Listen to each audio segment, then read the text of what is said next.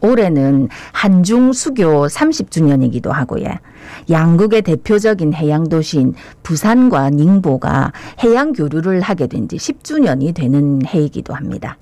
그동안 어떤 성과가 있었는지, 앞으로 해양 산업을 중심으로 한국과 중국이 발전하기 위해서는 어떤 게 필요한지 같이 이야기 나눠보겠습니다. 예, 부경대 정현민 석좌교수 전화 연결돼 있습니다. 교수님 안녕하십니까? 안녕하십니까? 네, 안녕하십니까? 반갑습니다. 예. 한중수교 30주년, 그리고 잘 모르셨던 분들이 많을 것 같아요. 부산 닝보 해양교류 10주년. 그동안 해양교류를 통해서 뭐 어떤 것들이 좀 바뀌었는지, 성과가 어떤 게 있었을까요?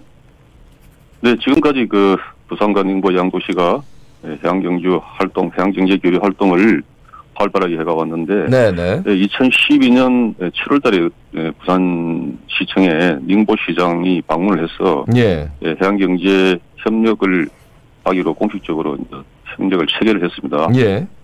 그리고 2011년과 12년도에 중국에서 개최하는 해양경제투자 박람회 부산시 간부들이 참석을 하면서부터 본격적으로 이 교류가 시작되었고, 예. 2013년도에는 부산과 닝보가 해양경제협력위원회를 그때 설립을 하고 지금까지 한 6회 정도 회의를 개최한 바가 있습니다. 예. 그리고 이제 양 도시 간의 공무원 연수도 한 3회 실시하였고, 예. 2015년도에 와서는 부산항과 닝보항이 우호항만 협정을 체결한 바가 있고, 또 2019년도에는 제가 이제 닝보대학에 교수로 있었는데, 네네. 그때 이제 국립부경대학과 닝보대학이 학술 교류 분야에 협력을 하기로 서로 자매 결연을 체결한 바가 있습니다. 예. 그 외에 부산 국제 수산 엑스포를 개최하는데, 그때 부산에 닝보시 수산 기업인들이 많이 참여를 하여 다양한 교류 활동을 진행한 바도 있습니다. 네. 예. 10년 동안 이제 여러 성과들이 있었는데, 근데 사실 이제 중국 닝보가 어떤 곳인지 잘 모르시는 분들도 많거든요. 닝보는 어떤 곳인지, 또 우리 부산에 어떤 영향을 미치고 있는지 설명 부탁드리겠습니다. 예, 닝보를 아시는 분도 있지만, 뭐 어떤 분들은 약간 이름이 생소하다고 하시는 분도 있습니다. 예, 닝보는 상해로부터 차로 한 3시간 정도 남쪽으로 떨어져 있는 절강성에 있는 세계 최대의 항만 도시입니다. 예. 역사적으로 보면은 닝보는 한반도하고도 해상 교역의 거점 역할을 수행했고, 또 고려 시대에는 보면 중국 송나라하고 교역이 발달하였는데, 예. 그때 닝보가 이름이 명주였습니다. 그곳에 고려 사관을 설치한 바도 있습니다. 예. 그래서 닝보는 이 지리적으로 보면은 아주 그 수심이 깊어서 항만의 발달하기에 매우 좋은 천혜의 조건을 갖추고 있고, 예. 그러다 보니까 닝보 저우산 항만이 한 300개가 넘는 이 부두로 구성되어 있는 종합적인 현대적인 그런 항만입니다.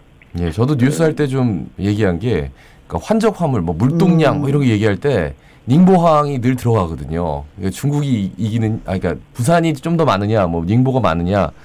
근데 닝보가 네네. 앞섰죠, 이미, 그죠? 지금 어떻습니까? 예, 그렇죠. 닝보는 지금 현재 2021년도 기준으로 보면은 네네.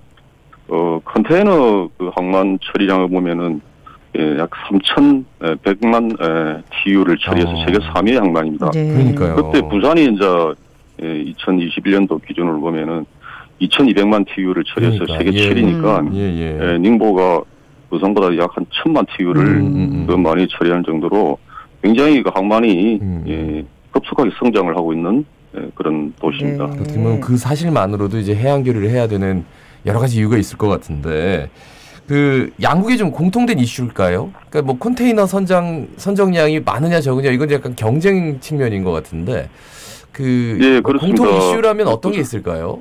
예, 부산과 닝보 관계는 이 항만 물동량 처리 측면에서 보면은 일종의 경쟁 관계에 있지만, 이 동부아시아 전체의 그 글로벌 이 산업 경제 이 공급망 글로벌 스플라이 체인 측면에서 보면은 아주 그 긴밀한 협력 관계에 있다고 볼 수 있겠습니다. 예.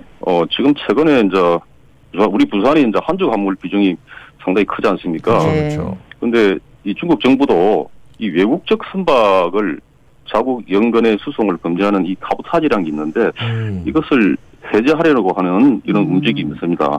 그렇게 되면 이제 부산항의 한중 화물이 감소할 걸로 이제 저희들이 예상이 되는데, 그래서 이제 이 상해라든지 寧보 저우산 항만하고 부산 항만의 경쟁 관계가 이제 심해질 걸로 이제 예상이 되는데 또 한편 생각하면은 중국이 이제 이 양자강 이 삼각주 지역에 초강력 경제권을 이렇게 형성을 하려고 중국이 지금 굉장히 정책적으로 1대1로 정책으로 이제 추진하고 있는데 거기에寧보시가 상당히 중요한 그 도시입니다.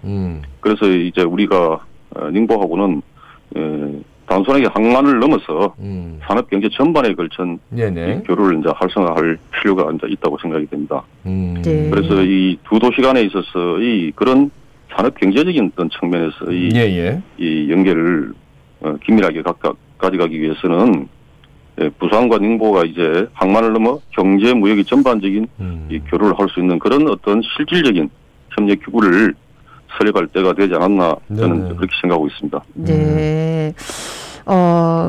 그러려면 뭐 어떤 것들이 필요할까요? 그래서 그러려면 아무래도 지금까지는 이제 우리가 단순하게 회의를 한다거나 연구를 하는 이런 차원에서 교류를 많이 했다면 이제는 양 도시 간에 있어서의 공통된 산업의 이슈가 뭔지 어떤 정보가 필요하고 어떻게 서로 이 실질적인 어떤 경제인들이 투자를 하고 하는 이런 부분에 대한 업무를 추진할 수 있는 그런 부산寧보 경제무역교류협회 같은 그런 어떤 협력 기구를 빨리 설치를 해서 공무원과 기업인이 함께 참여하는 그런 어떤 이 협력을 추진해야 할 걸로 보고 있습니다. 그러니까 어떻게 보면은 공적인 기구들, 그러니까寧보 시장도 왔고 공무원들도 가서 연수는 하는데, 그러니까 이게 이제 경제적인 효과, 성과를 내기 위해서는 기업인들 들어가는 협회가 좀 필요하다 이런 말씀이시네요, 그죠? 네, 그런 것도 필요합니다. 예. 특히나 이번에 그 회의에서 국제 협력도 중요하지만寧보의 신규 항로 개설이 필요하다. 그러니까 부산寧보 간에 뭐 이런 항로가 새롭게 좀 배편이 마련돼야 된다. 이런 얘기들이 많이 나왔다고 하던데요. 네네. 구체적으로 짚어주시죠. 예, 중국은 우리가 보면은 지리적으로 매우 가깝지 않습니까? 예, 그래서 이 물류 수송 수단을 다양하게 활용할 수 있는 곳입니다.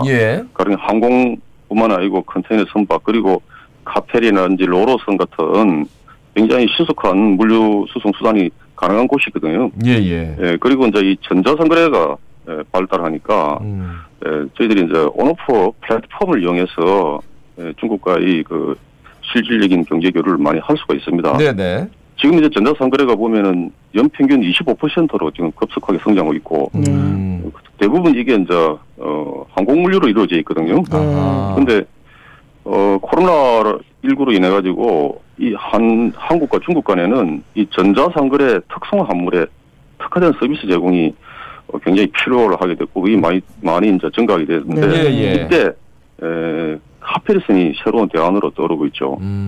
그래서 지금 현재 부산을 보면은 일본만 이렇게 카페리선이 이렇게 왕래를 하는데 앞으로 부산 중국 간에 새로운 해상 물류 체계를 확보하고 전자상거래 기반의 경제를 활성화시키기 위해서 이런 이제 카페리 같은 그런 어떤 이 새로운 신규 항로가 이제 개설이 필요하다고 저희들은 생각을 하고 있습니다. 그러니까 중국으로 가는 여객선 없네요. 지금 그죠?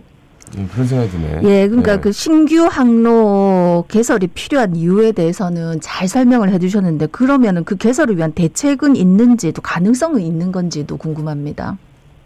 기본적으로 이제 이런 신규 항로를 중국 개설하려면은 한중 해운회담에서 의제로 이제 채택이 돼야 됩니다. 그리고 양국 간의 합의가 이제 필요한 상황이고 또 특히 이제 이 의제로 채택하기 위해서는 이 양국의 민간 협의체인 한중 카페리 협회라든지 항해 정기 선사 협회 등의 사전 동의도 필요합니다.